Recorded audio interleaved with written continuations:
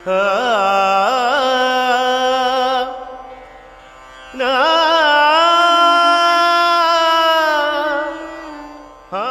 ஜோதி பிழம்பாய் காட்சியளித்த தினத்தை தான் திருக்கார்த்திகை தினம் என்று கொண்டாடுகிறோம்.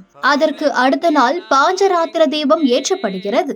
இந்த பாஞ்சராத்திர தீபம் என்றால் என்ன, அது எங்கு ஏற்றப்படும், ஏன் கொண்டாடப்படுகிறது என்பது குறித்து பார்க்கலாம்.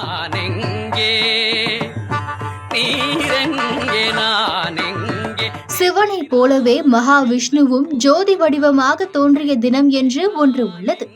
அந்த நாளில் தீபம் ஏற்றப்படுகிறது. அந்த தீபத்தை தான் பாஞ்சராத்திர தீபம் என்று அழைக்கிறோம். எப்போதுமே திருக்கார்த்திகைக்கு முந்தைய நாள் பரணி தீபம் ஏற்றப்படுகிறது. திருக்கார்த்திகை அன்று திருவண்ணாமலையின் மலை உச்சியில் மகா தீபம் ஏற்றப்படும். அடுத்த நாள் பௌர்ணமி திதியில் கார்த்திகை நட்சத்திரத்தன்று பாஞ்சராத்திர தீபம் ஏற்றப்படுகிறது. சில வருடம் கார்த்திகை தீபம் அன்றே பௌர்ணமி மற்றும் கார்த்திகை நட்சத்திரம் இணைந்தே வரும். ஆனால் சில சமயத்தில் அது அடுத்தடுத்த நாட்களாக வரும். அது போலவே இந்த வருடம் மகாதீபத்திற்கு அடுத்த நாளான இன்று கார்த்திகையும் பௌர்ணமியும் இணைந்து வந்துள்ளது. இந்த பாஞ்சராத்திர தீபத்திற்கு ஒரு புராண கதை சொல்லப்படுகிறது.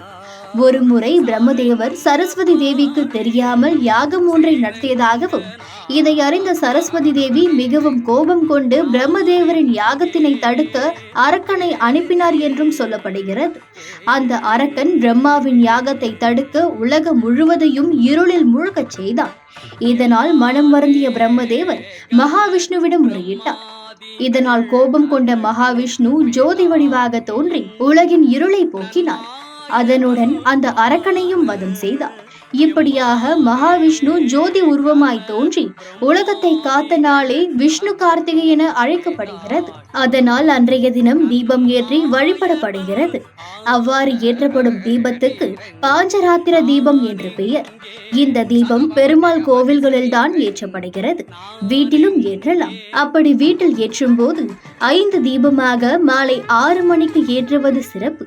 இதனால் வாழ்வில் துன்பம் நீங்கி மன நிம்மதியும் செல்வ வளமும் கிடைக்கும் என்பது நம்பிக்கை.